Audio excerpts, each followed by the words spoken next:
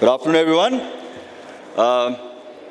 Architect Senthil Kumar Doss, also known as SCUD, is an internationally acclaimed architect and the founder of Play Architecture, an experimental design studio based in Bangalore, India.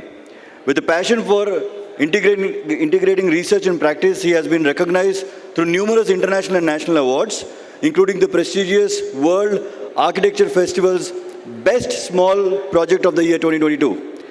And the highly commended Hospitality and Leisure Project of the Year 2022. Architect Senthil is renowned for his expertise in sustainable low-cost housing and has collaborated with renowned architect Peter Rich on the innovative timbrel vaulting technique, which led to the creation of the Scud Vault. As an academician, he guest lectures and conducts workshops at renowned architecture schools worldwide, including UNESCO events in Valencia, Spain.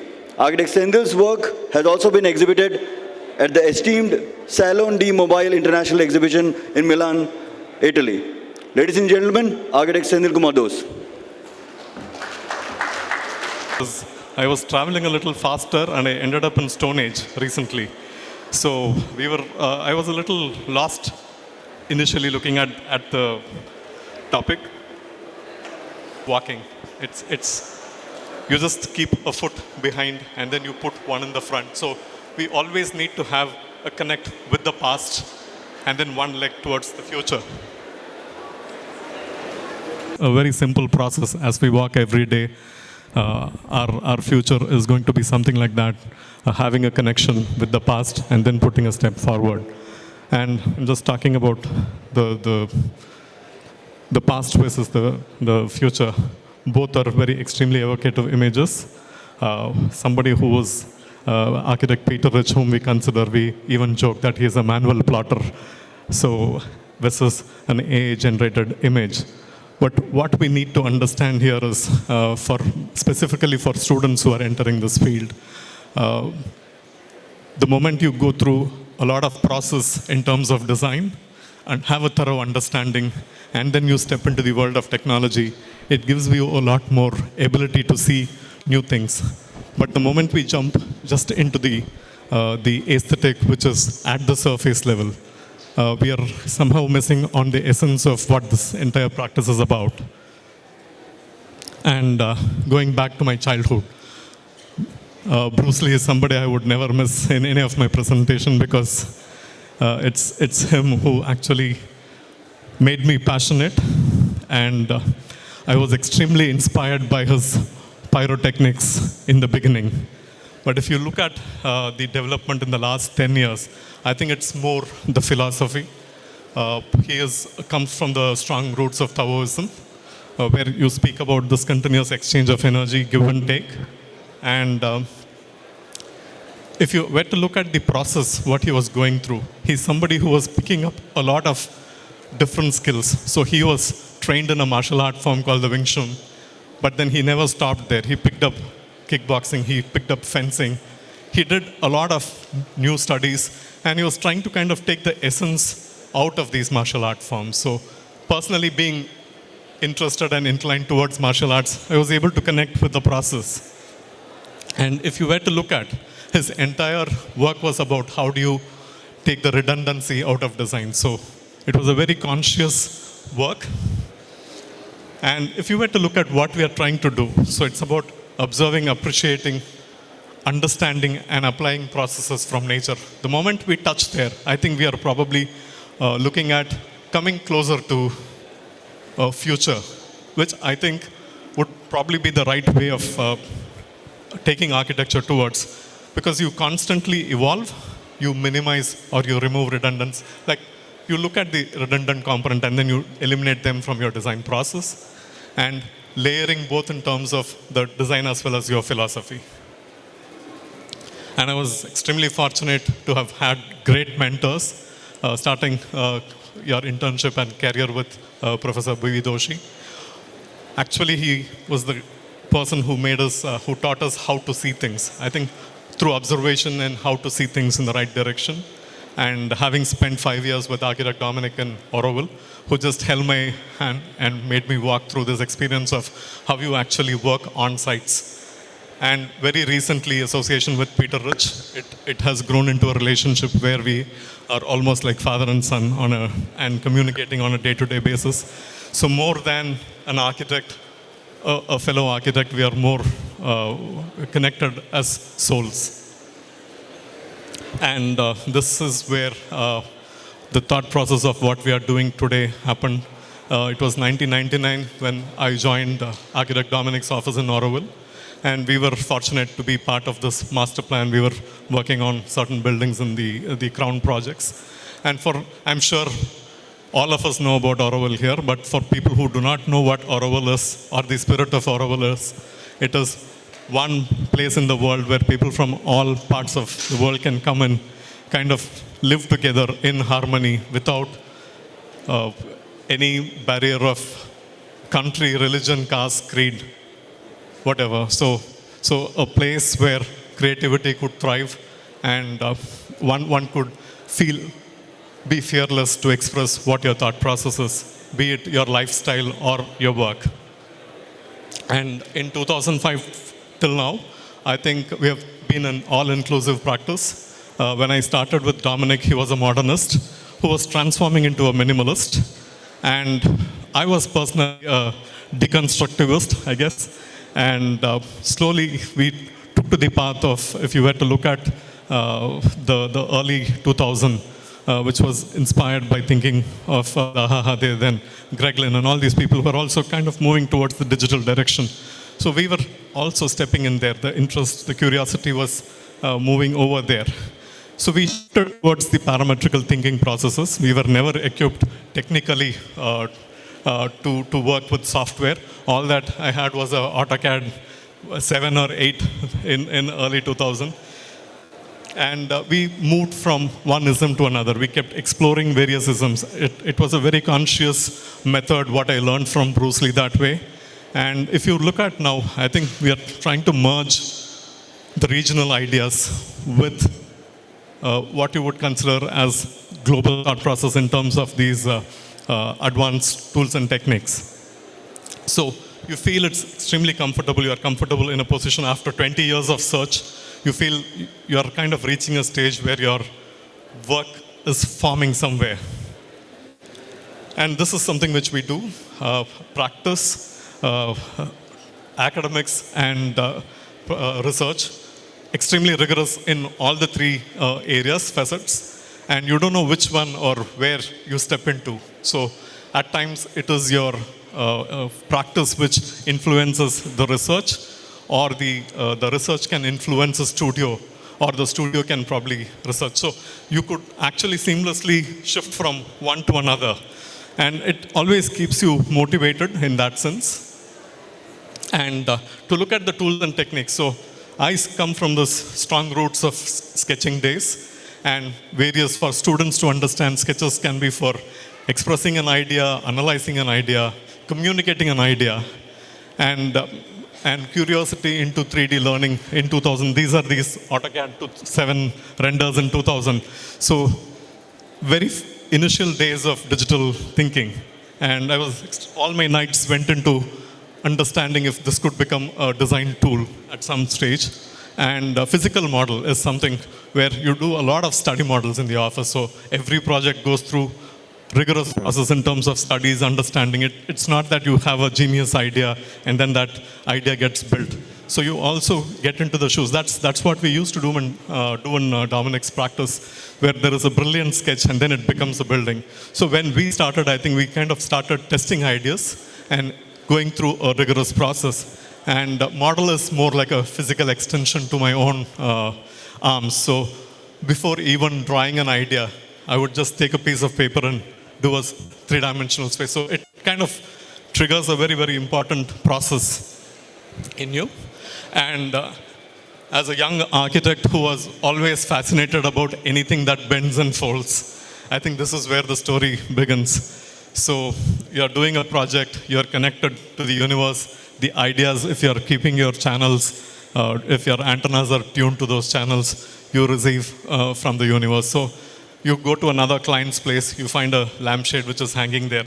You know you're connecting somewhere, and then it transforms into a meditation space. So a very, very childlike approach without much of inhibitions and strings attached. I think that's how I started.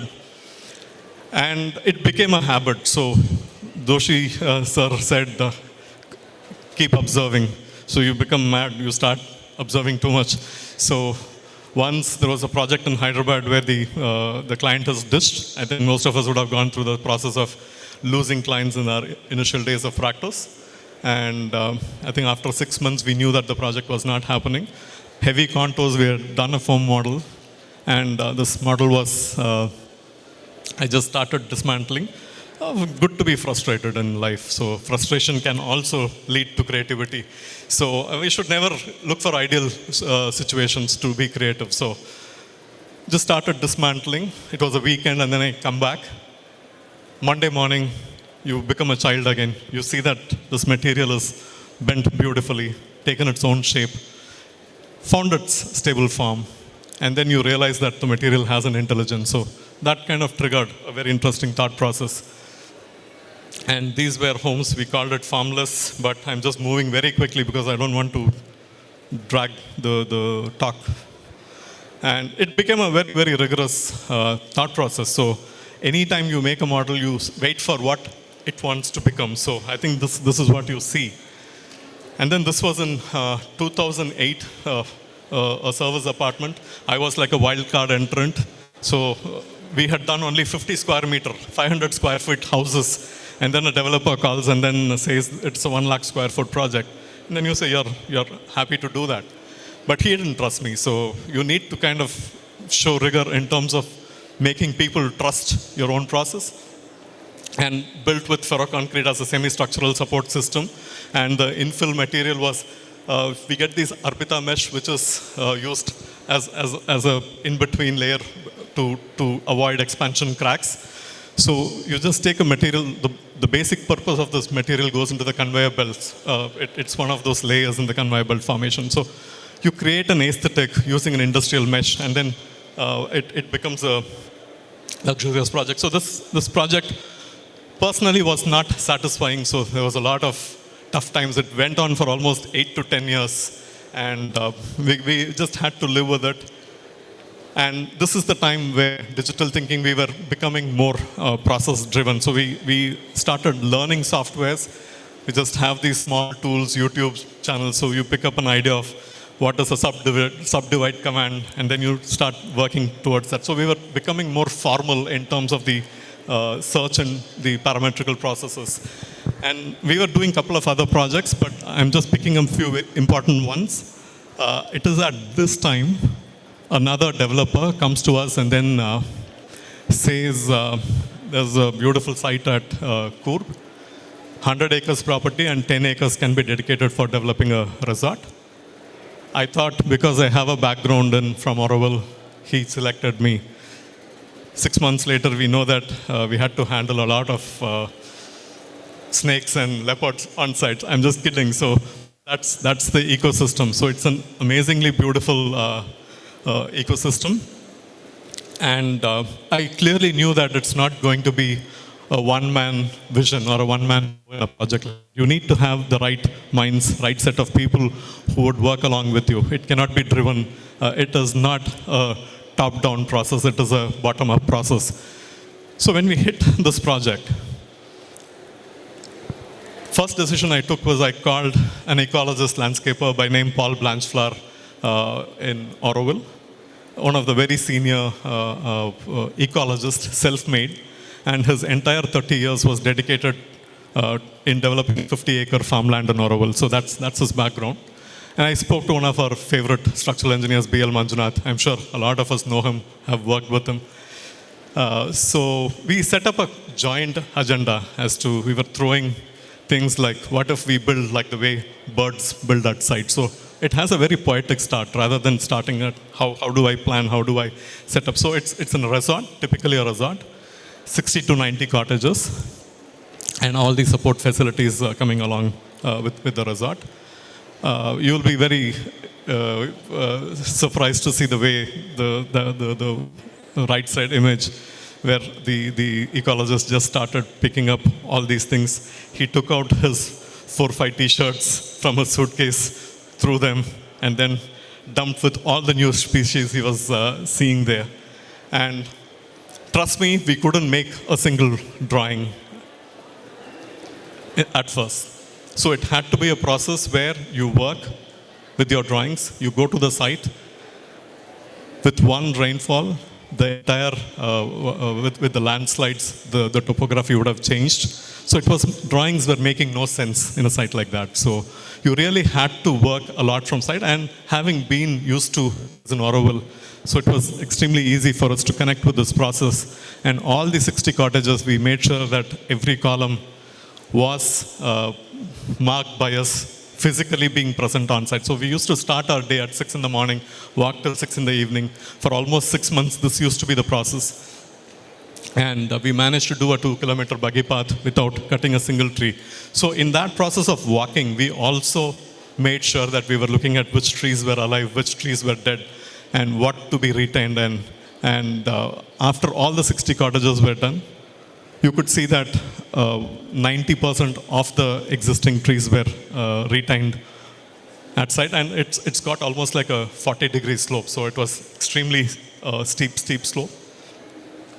And again, a bottom-up process where the design of the foundation actually informs the superstructure. So you don't start a plan, you do what you want to do. So you look at strategies as to how does my wall, we create a wall which is a retaining wall, which is also a main support system, and then you have pins in the front. So you can stand closer when you are working in a sloping site. It's easy for you to create a longer wall which is closer to you. And then on the extreme end, you have these very simple foundation. So how does the structural system then inform the structure? And then you are looking at the way birds would build. So picking up steel as a material for expression. And from there, you look at extremely light structure where you touch the ground very, very gently. So I think these are the agendas which we kept setting for this project. So this is where we were, and we could not meet the aspiration in terms of the client's speed, in terms of execution. They are developers who do these Maivan or these Kumkang technique. They want to do one slab in 1 week, and we said, you touch a tree and we will fight with you. So I think we were thrown out of the project after almost 1.5 years of hard work. And I was happy to receive the images. The most important learning which came from this process was the landscaper is somebody who works with the ecologist landscaper. If he finds a fern kind of growing in that area, he would actually work around with a fern garden. If he sees ginger, he would actually work with a ginger garden. So what was beautiful is if you see these two images, as the season changes, you see that the entire narrative of the space keeps changing. So it just, if you do a pedicured, manicured landscape, it just becomes so very plastic that it does not bring about the life other than the sunlight, which we don't encounter with. So this was the outcome. I think there's a lot of compromise in terms of how the inside spaces have been done after we were taken away from the project. And quickly moving on to another typology where we were invited by the Movie Association of Tamil Nadu as one of those, they wanted an out-of-the-box thinking architect, and they said they floated a competition. And I think the moment we proposed this project, we won the competition. So it was about, the site has a lot of history. T Nagar is a hardcore commercial in part of Chennai. And if you were to look at the history of the site, it has all these big mega stars, MJR, who was the chief minister of Tamil Nadu, Shivaji Ganesan. These were all pillars of the industry. They got this land, and there was an existing building which was demolished. It went through a lot of political turmoil. And the day we were selected as the architect, they said, you will have to go through 3,000 people approval to make sure that this project is built. So every 6 months we had to face political crisis. We were sent legal notices, and you had to go through a lot of pain. But looking at it as a project proposal, if you were to see, I think what was extremely intriguing was having been born in Chennai and brought up in Chennai, like not born in Chennai, brought up in Chennai, I was able to connect better with a place like Chennai. I know the culture already. But when I'm in Bangalore, you are still like wondering, you're still like trying to find your roots somewhere. So you look at this project, you can bring out all the layers which you have been dreaming about as an architect to do in a project. So we went about, you go to Chennai, like there is a megalomaniac poster of Rajinikanth, Kamala Hassan. I think that's how this industry works, and that's how people are. And then we also started looking at some of these monuments for queues. The Butterball in Mahabalipuram is always fascinating because it's probably one place where you will always find people waiting to take photographs. Some inquisitiveness which comes in that place. So we were trying to kind of pick up these clues in terms of design, and kind of we had to make a story. I was never a storyteller, but to convince 3,000 people who are from the movie industry, the script has to be really strong. So I think we just went through that process of making a 40-page report where we spoke about all these very intriguing ideas. So as a structure, it's a composite structure in steel and concrete. So you kind of create a steel cage, that's the auditorium part of it, and then you scoop the inside. So the steel structure becomes a prop from the bottom, from the base, a suspended structure from the top, and kind of it makes the structure rigid from the side. So this as an initial idea, and we were also looking at the street context. If you see, the main entry was from the southern side. You will see a lot of commercial buildings coming up, and this was probably one of the early commercial buildings. And the rear side is extremely residential, so the language of the building kept changing with the context. And that's the stage when we were asked to stop, the court stopped the progress, saying that there was a deviation by 6 meters just to stop the project for the political reasons, and we could never restart again. We are hoping that it'll start soon. And I'll just quickly take you through 3 interesting competition projects which we did. I think as an architect, you will keep hitting those bad patches. It is extremely common in our practice. But the most beautiful part is, it is that time where you can invest in your creative aspirations. So when you pick up a kind of competition project, it's not for the purpose of winning, but the whole intention is to test what you want to do in a project. You have absolute freedom in terms of doing what you want to do. So we picked up this iconic mosque where Calatrava was building the world's tallest tower. The setting was so inviting, and there is a creek harbor, and the site was lying in between these two contexts. And the only condition is when you pray in a mosque, you look towards the direction of Mecca. So that's the brief. And we were trying to use the digital tools, a parametrical thought process of what we learned. When a material twists, bends, it becomes stiff, it becomes stable in a certain form, and then you could span probably better with a less thickness. So we wanted to see how this idea could be expressed in a context like that. So we just took the grid from the city. We just took this idea of a 45-degree tilt. What you see there as a red mark there is the direction of Mecca. So having a series of these concrete ribs and then just kind of twisting them. From the ground, you have the city layer connecting, and from the top, you're just bending towards the direction of Mecca. I think that's the outcome. It retained most of the character of a typical mosque. It can have 4 minarets, 2 or 1. But so we just saw what a typical mosque could do, and then how you can actually play around.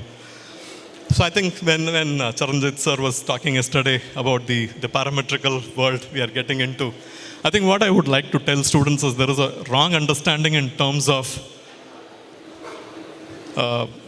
looking at parametrical processes as just a form-making tool. It is not. In fact, if you look at the progress, I think this is where we have actually reached the artificial intelligence. You are basically running through layers of data rather than the mind processing. The computer has taken over. We don't know if it is good or bad till now. We don't want to get into judging anything because it is going to happen. That's going to be the future. But the process is, the moment you have a layer called climate, it gives you all the data. It gives you, it has the chance to talk about all the climatic consideration one needs to have in a site like that. And it is also growing. I was listening to one of Patrick Schumacher's talk in terms of where they want to take the parametrical processes, even understanding the human psychology, and then looking at way people would behave in a public space. The parameters could be adjusted. I think that is the potential of these tools, whereas we assume that it is a form-making gimmick. It is not. And another project which was mentored by a very famous Japanese architect by name Kengo Kuma, a very, very small cultural center in Senegal, West Africa. So we just went around picking up elements from the context. So you have a baobab tree. We looked at something what is called as the tognas, which is at the highest platform given to the highest guy in the village. So, and you're also looking at how the settlements are, how the roof form, which shows the importance of every drop of water. And you look at their sporting activities, you look at how women actually help in space and placemaking. So we just created a collage out of these elements and used a tool technique. We were also told that it was advisable to use material which is coming from the region. So the project had a local earth which had a shell mix, which is very good for adobe construction. And we also had a lot of resource available in the form of bamboo. So we just picked up this. And this was our response in terms of how one could look at it. Though it is in West Africa, the site was a wetland, so it showed character of a composite climate. So we were looking at these loose forms which can be tied together by certain openable wall systems, again with bamboo and other local wood which is available. And this is your land. I think we were invited in 2017 by a developer company from Vijayawada when the dream of Amravati had just started. And we actually won 2 technical bids for one for a open mall, which was in one of these main roads. We were representing a company called LEPL here in Vijayawada. So we were stepping out of our comfort zone because you already see somebody like Norman Foster setting up a design language which is tending towards extreme future. You see the Secretariat building and then you see it's kind of planted from Mars. So we were debating on if we should take a path like that or should we kind of go back to our sustainable processes and realize that probably we should take also a futuristic step and see if we can still make sense in a project like that. And I think we are also talking about what we were discussing about North and East and Vijayawada. We know how much Vastu drives the design process. So we went through a similar process where you're talking about how you use a parasol. Le Corbusier taught us how to use these like a light roof, which also becomes a second shading, and how it could actually be utilized to create placemaking in terms of design. So you create these, the client's brief was they were envisioning this project as a place where people could come with their families in the evening and actually spend a lot of time in the evening. So the entire setup had to be that you create a larger open space in the front and then make the building linear and just have 2 or 3 floors. And what we added to this entire process was when we were in IIID Goa, we knew that Amravati was having a team and we could see the aspiration of people towards sport. So this gave the idea of actually having what do you call, like a sports facility in the roof of a commercial project. I think this attracted the jurors, and it gave us a big advantage in terms of the outcome, and that's the outcome of the project. So you're talking about almost like a 200-meter long building with these aluminum systems, which is also structural the form also contributing to the structure. And you're talking about water systems, creating, storing water systems.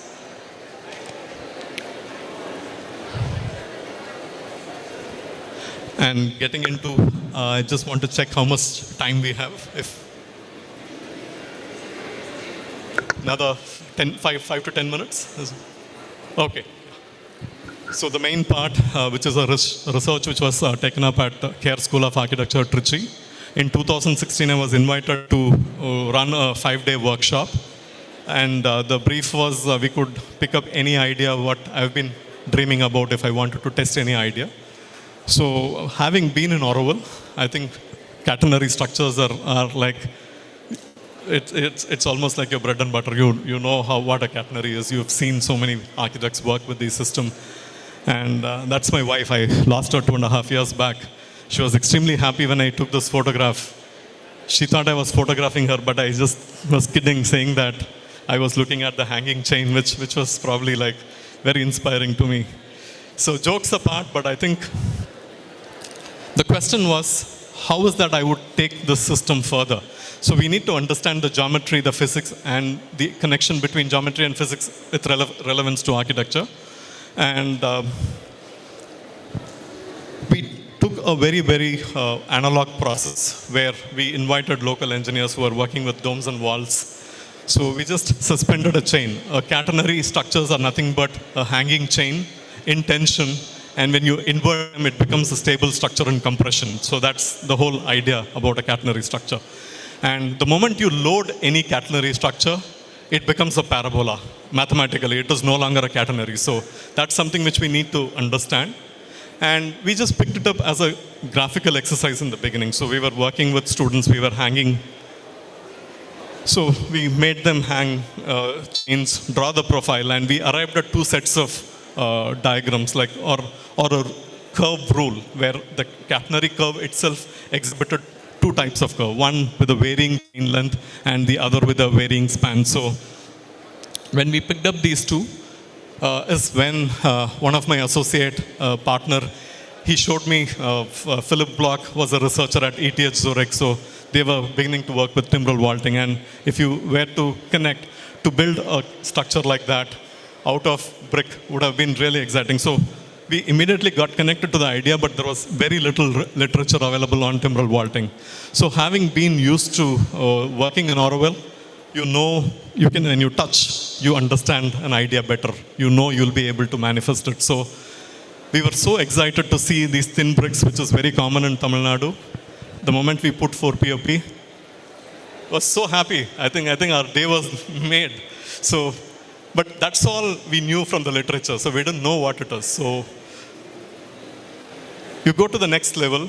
We just tried making an arch without even worrying about the geometry, because somewhere I read in a journal that timbral vaulting is replacing steel, and I misunderstood the idea that steel, that it can handle tensile forces. So it's a misconception in the beginning. You're researching. So we started with that idea, and the image in the middle, top middle image, gave us the confidence, in fact I would say overconfidence, that this vaulting was working with the tensile forces too. And later we went on to do a 9-meter span, doubly curved structure, which humbled us in the process. Just after removing 3/4 of the formwork, it just stayed intact. The moment we touched the cardinal points where the forces were shifting, it just came down in few seconds. So you could see the structure cracking, but it gave you the knowledge. And is when, I think a year later, when I invited Peter Rich for IIID, when we wanted to host him, he said, "You are young and notorious. You are too experimental. I don't trust you." And then by the time he came here, I had already done this little mock-up for a designer event in Bangalore, MG Road. And then he just started kissing the structure. He said, "I was apprehensive about you, but you are not that character who would want to just try for the sake of trying and then run away." He said, "Failure has taught you or given you the way to achieve knowledge and wisdom." So he said, "This is a good process," and we now start collaborating. So our journey started like that, and this is something which we wanted to do with bricks. So this is an edited form, which I still believe is possible with the timbrel vaulting. And I became a chicken, so I kept hatching wherever I went. So this was in Oroville, so you just go. If somebody calls, you feel excited. And every time we make it a point to kind of do new forms, new shapes, reduce the thickness, see what could be done. We last attempt was 35 thick vault with a cantilevered structure. I'll just share one image of that. So I think it's about this internal happiness, and you are not bothered about how you are going to live tomorrow. So, and it is at this point one of my very close friend client who came with a project at Sakleshpur. I had just lost my wife before we started the project. The proposal was done. So first time you realize that architecture can be healing. So he said, I know what you're going through, but if you don't mind, anyway, we were planning to go work on site because I've been building it hands-on myself. So we took a step to move there, spent 2.5 months to create this project, which was a dining space. And it's an organically evolved resort, which was going through a lot of legal battle. So he said the cases are cleared now and it's time for a vision, one project which could happen. And then to show that we also make drawings, no? Students shouldn't think that you can do projects without making drawings. So just to make sure that you have to see the process. So it's a beautiful lake, and there is a stream which flows through the site. And the client had very intuitively, he has worked with me before. We have done a couple of projects. The odd ferroconcrete and the steel structure I was showing you was for the same client. So he found a lot of these waste GI pipes, and he just came and planted them on site. So the time I went there, that's what this you see these GI pipes. So this was planted, hardly a foot deep foundation, probably not more than a foot and a half. So not capable of taking any load, literally. So that's the situation. And he said, but now you feel free to remove everything and then redo this entire project if you feel like. But I found some genius approach in what he had done. So I really liked what was happening there. You see that these columns are disappearing beautifully with the context, with the existing trees. It was just merging beautifully. And he wanted to do a concrete slab and a roof which is more permanent. So I questioned this thought process. I said, something temporary like a thatch, every 6 months, 1 year, for the amount of rainfall you get, it will be a disaster. You will have to keep working on the project. Or bringing a huge concrete mixer and pouring loads and loads of concrete is going to disturb the ecosystem where the flora and fauna will take 15 to 20 years to re-establish itself. So we said no. I think the solution has to be something in between. So it cannot be completely temporary. It cannot be totally permanent. Is when I showed him the idea of timbrel vaulting when he came to MG Road. We just showed him the little mock-up. And he said, if you are comfortable, if you are capable of doing it, I don't mind, let's give it a try. He's a civil contractor himself and a developer himself. So he said, you come, I will give you the team, I will stay with you, and we'll get this built. And that's the proposal we gave. And this is what you see as a process. There is a quick video on the process. Completely no reinforcement. The reinforcements, what you see is the formwork, which is more a guide in the beginning, and then you remove all of them. It's made out of layers of thin tiles, in 5 layers in this case, because we were spanning 16.5 meters across the stream. A tile which is 15 to 17 thick, a total thickness of 135 spanning 16.5 meters. There was no structural engineer involved in this process because to be honest, masonry structures cannot be analyzed using software. Yes, Rhino Vault exists, but I think not many structural engineers are really happy doing an analysis for a masonry vault because failure can be for many different other reasons than the analysis. And that's something which we managed to build in like 2.5 months. And the entire project was a one year, 3 months process, including the landscape, whatever. So we just managed to intervene and come out without cutting any single trees in that place. So that's what we did. And the floor was 32 concrete, a stone slab, what we just generally use for the flooring, and over a grid of steel sections. And that's our IIID Bangalore team which visited, and the structural certification was done through them. So we were 20 of us walking on the roof doing a Mexican wave. That's the outcome. I think with the screen, it's even more stretched. It looks like a 25 meter span. So. Can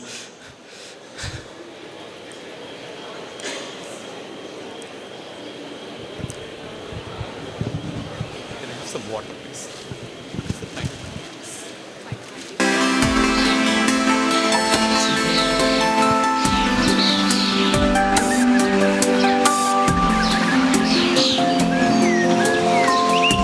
So one of my colleagues was aspiring to be a film director. Unfortunately, he stuck with me for the last 7 years as an architect. So we just let him explore all his fantasies in filmmaking in this.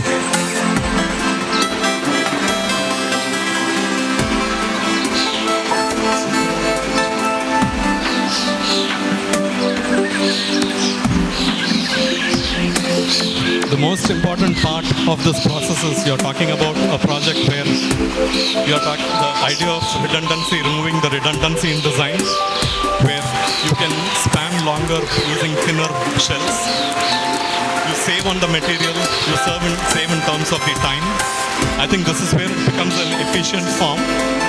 The form actually contributes to channelizing the forces to the ground gently. That's the beauty of a catenary structure.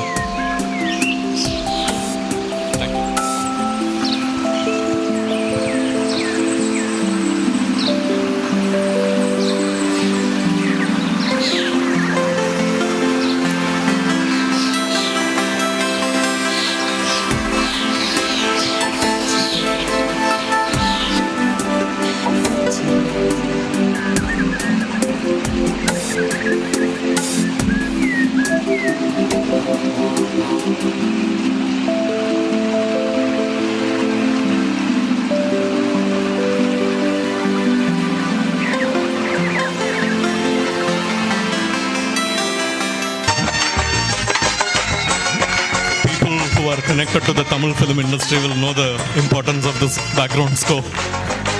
It's by one of the best comedians in the film industry. And then we just made him a superhero. So this was this manager of site who was having fun. He thought the structure was already stable. He didn't realize that it was propped left and right.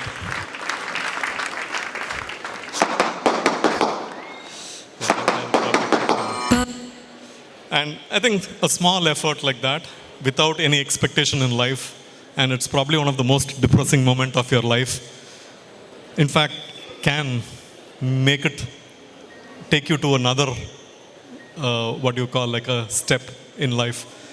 So suddenly, the Chennai IIT called Professor Philip Block, who holds the patent for the rhino vaulting.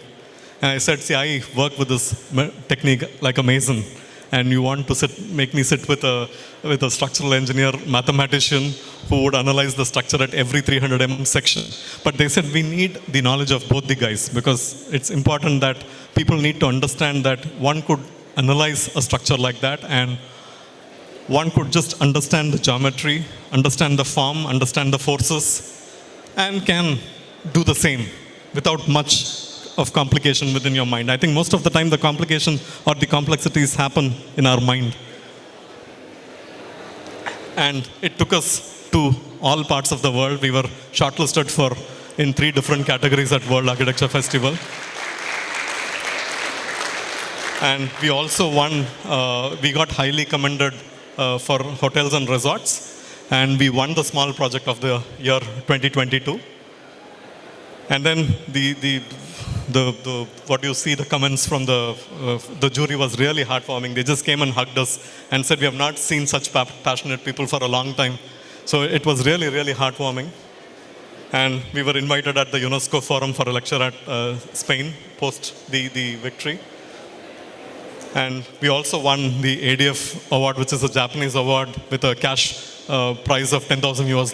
So There was no expectation in life, and then things transform, and that's when the whole thing happened. And cannot be more happy with Peter being there and us enjoying the place. So, and the search never stops. Now we wanted to move towards cantilevered masonry. For any serious mind, it's a nonsense, but I'm seeing some hope there. So we are just trying to see if it is realistic. So the last project, where this is my personal house, and we had started this and I had lost my wife, so we had to stop the work during the foundation. So you sit in a temple, very insignificant in terms of its scale, unknown temple, but it was extremely instrumental for me to take a very intuitive decision that we need to work with stone, because the way the light just hit the stone, it just made it feel like a liquid. You lose the density of the stone somehow.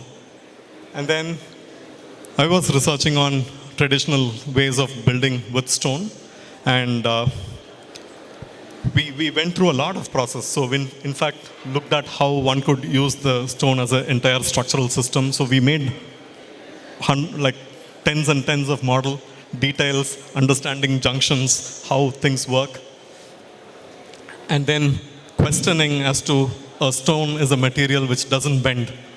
So do we work with the idea of it doesn't bend, or should we look at something which could actually take different direction? I went to our structural engineer, favorite structural engineer, B.L. Manjunath. So he said, looks like Senthil, you have a lot of money, and if it falls, you wouldn't mind.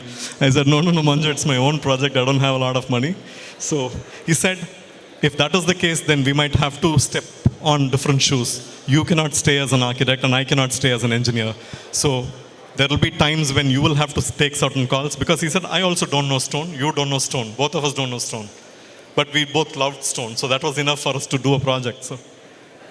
And then he said he might have to rearrange in terms of ordering the stone. He said it's a fabulous idea to create a structure by overlapping two stone, which is called Chabdi in Karnataka, means a slab. It's one of those local stone, which is a beautiful stone, always used as drain covers. So we take that up, and he was extremely uncomfortable working with a stone beam, stone slab, and said we should actually work with wood. But somewhere I said, gut feel, tradition taught us, you go to temples in South India, we have these stone beams, we have stone slabs over, and we are hardly talking about a span which is only 12.5 feet span. So why do we really have to bother? He said, okay, one grid. So we did one grid, and that's where we are. So a complete structure from foundation, walls, beams, columns, slabs, all in stone.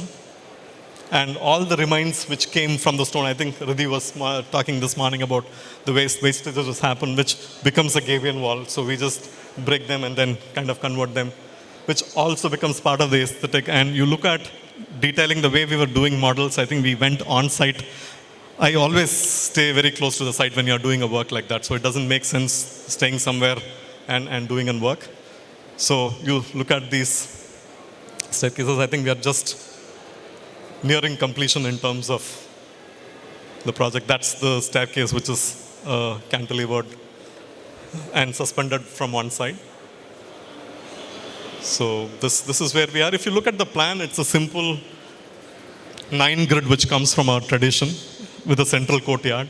You change the order, you change the essence of the space. The soul naturally comes and sits with you. So soul, you cannot design a soul. A soul has to happen by itself. I think geometry, the forces, the material, all these kind of brings, and people's association with a material like stone is what actually makes it, brings the soul in the project. So last week,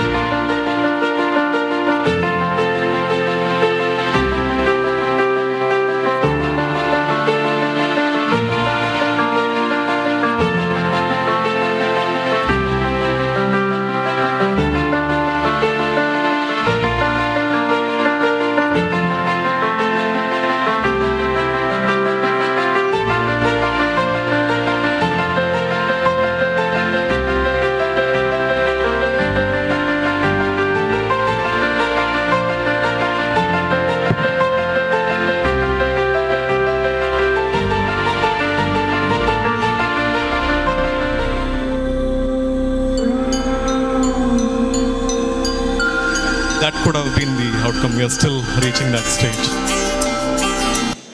And the madness again continues. Another site, a 60 feet cantilever in teak wood, a client who has a girth, a teak wood which doesn't go beyond 8 to 9 inches. So we are trying to work there with the idea of a kind of tensegrity based system. That's the outcome with bamboo, local material, and the ground level. I think we are just 2 feet. The photographer has tricked and made it look like a 20 feet already. So first mock-up. So we are there. Thank you so much for your time, and extremely thankful to IIID and all people who are here for giving me this opportunity. Thank you so much.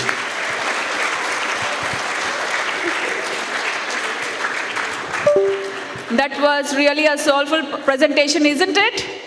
Wow. So now I request architect C.S. Prakash to come on the dais and present a memento to architect Senthil Kumar Doss.